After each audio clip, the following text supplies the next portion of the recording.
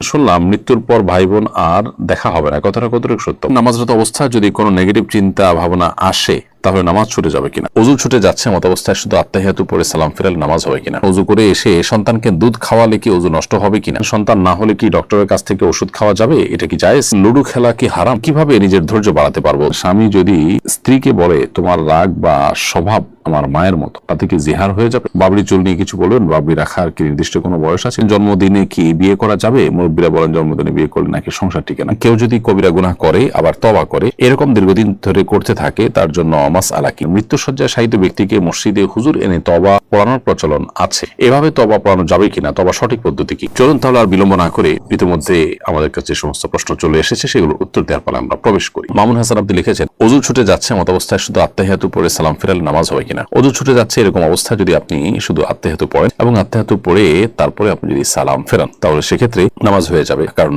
দুরুদ এবং দোয়া মাসুরা বিশুদ্ধ মত অনুযায়ী এটা ওয়াজিব নয়, যার কারণে আত্তাহিয়াতু পড়ে আপনি সালাম ফিরে তারপরে আপনার প্রয়োজন আপনি পূরণ করলেন, সেটি জায়েজ আছে। মাই ড্রিম আইডি থেকে আপনি লিখেছেন অজু করে এসে সন্তানকে দুধ খাওয়ালে কি অজু নষ্ট হবে কিনা? অজু দুধ পান করানোর কারণে নষ্ট হবে না, কারণ অজু ভঙ্গের বিষয়টি আমাদের শরীর থেকে পবিত্র কোনো বিষয় বের হওয়ার সাথে সম্পৃক্ত। তো মা যখন সন্তানকে দুধ খাওয়ান তখন সেই দুধটা কোনো নাপাক কোনো বিষয় না, বিধায় এ দুধ শরীর থেকে নির্গত হলো, সন্তান পান করলো, তার ফলে মায়ের অজু নষ্ট হওয়ার কোনো কারণ নেই। এস বাইজিদ এসকে আপনি লিখেছেন যে ব্যক্তি দাড়ি রাখে না তাকে কি সালাম দেওয়া যাবে? দেখুন, যিনি দাড়ি রাখে না তাকে সালাম দিতে কোনো অসুবিধা নেই। শরীয়ত আমাদেরকে বলে না যে দাড়ি বিশিষ্ট লোকদেরকে দেখে দেখে সালাম দাও। নবী সাল্লাল্লাহু আলাইহি ওয়াসাল্লাম বলেছেন তুমি সালাম দাও যাকে চিনে তাকে, যাকে চেনো না তাকেও। এই জন্য সালাম আমরা সবাইকে দেওয়ার চেষ্টা করবো ইনশাআল্লাহ, যদি তিনি মুসলিম বলে মনে হয়। হ্যাঁ, কেউ মুসলিম অমুসলিম সন্দেহ হলো, মুসলিম জনপদে অবশ্য বেশিরভাগ মানুষ মুসলিম, যেখানে সেখানে আপনার সন্দেহ করার দরকার নেই। যেখানে অমুসলিম প্রধান সেখানে অবশ্য মুসলিম হওয়ার কোনো আলামত না থাকলে আপনি সালাম দেওয়া থেকে বিরত থাকবে। এরপরে জাহানারা তামান্না আপনি লিখেছেন স্বামী যদি স্ত্রীকে বলে তোমার রাগ বা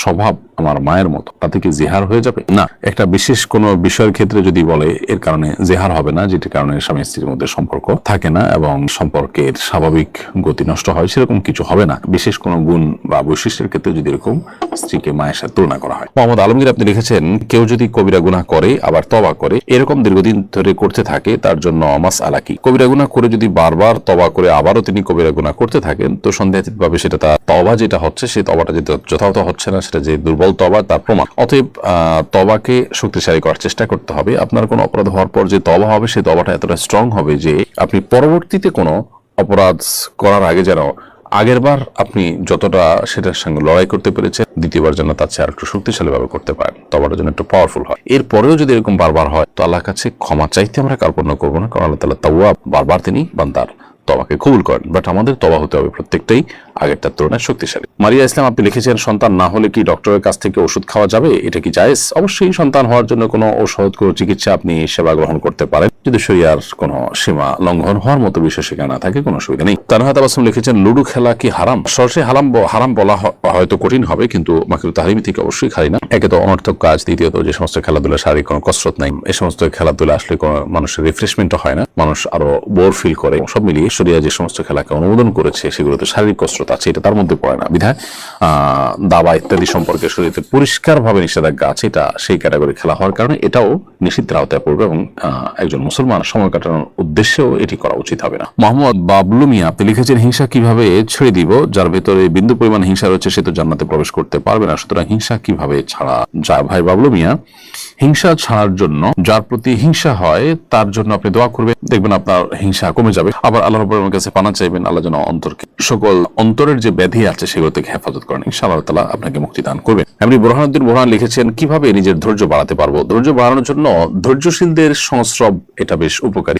যাদেরকে দেখবেন যে অনেক সহনশীল, অনেক ধৈর্যশীল, অনেক চিন্তাশীল, সেই মানুষগুলোর সাথে যত বেশি আপনার উঠা বসা হবে, যত বেশি আপনার আসা যাওয়া হবে, তত বেশি ইনশাআল্লাহ বিদিন আপনি তাদের দ্বারা বেনিফিটেড হবে। সেই সাথে আল্লাহ রাব্বুল আলামিনের কাছে আপনি দোয়া করবেন। আল্লাহ তাআলা কোরআনে কারীমে দোয়া শিক্ষা দিয়েছেন আমাদেরকে, রব্বানা আফরিগ আলাইনা সবরা, হে আল্লাহ আপনি আমাদের প্রতি আমাদেরকে আপনি সবর দান করুন, সবর করার তৌফিক দান করুন। সেই দোয়া আল্লাহ তাআলার কাছে আমরা নিবেদন করব ইনশাআল্লাহ তাআলা। রব্বানা আফরিগ আলাইনা সবরা ওয়া সাব্বিত আকদামানা ওয়ানসুরনা আলাল কওমিল কাফিরিন। হে আল্লাহ, আপনি আমাদেরকে সবর দান করুন। এটি কোরআন কারীমে দুই জায়গায় আল্লাহ তাআলা উল্লেখ করেছেন। এক জায়গায় আছে রব্বানা আফরিগ আলাইনা সবরা ওয়া তাওফানা মুসলিমিন। হে আল্লাহ, আপনি আমাদেরকে সবর করার তৌফিক দান করুন, বা সবর আমাদের কে দান করুন এবং আমাদেরকে মুসলিম হিসেবে মৃত্যুবরণ করার তৌফিক দান করুন। তাহলে দোয়াও আমরা আল্লাহ তাআলার কাছে করবো ইনশাআল্লাহ তাআলা। এমডি হাবিব আপনি লিখেছেন, জন্মদিনে কি বিয়ে করা যাবে? মুরব্বীরা বলেন জন্মদিনে বিয়ে করলে নাকি সংসার টিকে না। এটা একেবারেই অনর্থক কথা, কুসংস্কারচ্ছন্ন কথা। যে কোনো দিন বিয়ে হতে পারে, জন্মদিনে বিয়ে হতে কোনো অসুবিধা নেই। মোহাম্মদ তাওহীদ লিখেছেন, নামাজরত অবস্থায় যদি কোনো নেগেটিভ চিন্তা ভাবনা আসে তাহলে নামাজ ছুটে যাবে কিনা। নেগেটিভ চিন্তা ভাবনা আসলে নামাজ ছুটে যাবে না, তবে আল্লাহর অস্তিত্ব সম্পর্কে বাজে চিন্তা যদি আসে, সাথে সাথে সেটা আপনি ডাইভার্ট করে ভালো চিন্তায় রূপান্তর করার বা তওবা করার বা অন্য দিকে নিয়ে যাওয়ার চেষ্টা করবেন, কিন্তু এর নামাজ নষ্ট হবে না। আর ইচ্ছাকৃতভাবে এরকম চিন্তা যদি আপনি করেন সেটা গুনাহের কথা, কিন্তু সেটা নামাজ নষ্ট হওয়ার সম্পর্ক নেই। শারমিন সুলতান আপনি লিখেছেন, আমার ননদরা আমাকে অপছন্দ করে, বদনাম করে ও ক্ষতি করার চেষ্টা করে। স্বামী সবসময় তাদের পক্ষ নেয়, আমার কথা বিশ্বাস করে না। শ্বশুর শাশুড়ি নেই, তাই স্বামী চায় আমি তাদের মন জয় করি, কিন্তু 8 বছরে তা সম্ভব হয়। এখন আমি যোগাযোগ কমিয়ে দিয়েছি, এদিকে আমি ভুল করছি।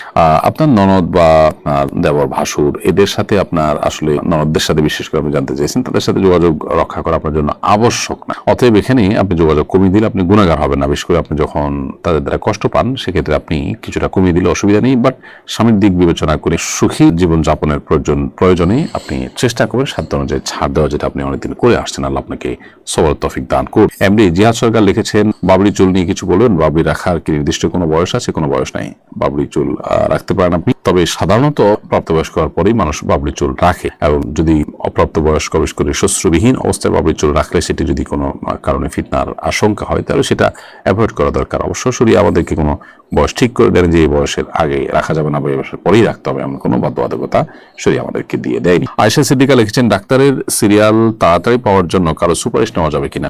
সিরিয়াল যখন করা হয় ফোনে বা আপনার অন্য কোনো উপায়ে, যখন সিরিয়াল করা হয়, সেই সিরিয়ালকে আপনি সুপারিশের মাধ্যমে আগায় আনেন, তাতে যদি অন্য কারোর অধিকার নষ্ট না হয় সেটা ঠিক আছে।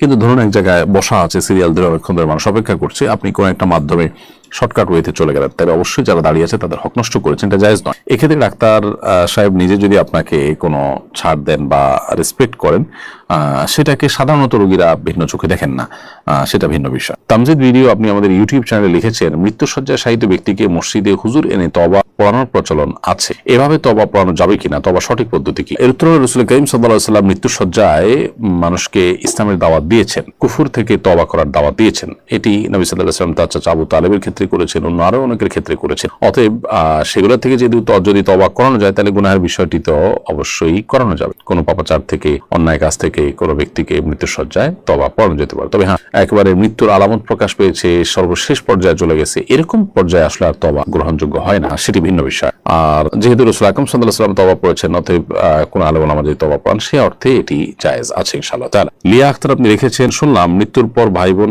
আর দেখা হবে না, কথাটা কতটুকু সত্য? ভাই বোনের দেখা মৃত্যুর পর আর হবে না এমন কোনো কথা কোরআন বা সুন্নাহ কোথাও আছে বলে আমাদের জানা নেই। অতএব এটি একান্ত কারোর মন গড়া কথা। যদি ভাই বোন জান্নাতি হয়ে থাকেন, তাদের সাথে সাক্ষাৎ হবে, কিয়ামতের ময়দানে সাক্ষাৎ হতে পারে। আল্লাহ তাআলা বলেছেন, ইয়াউমা ইয়াফিরুল মারউ মিন আখিহি ওয়া উম্মিহি ওয়া আবিহি, মানুষ কিয়ামতের ময়দানে নিজের ভাইকে দেখে পলায়ন করবে। তাহলে যে দেখা হবে না, এই কথা তো সঠিক নয়।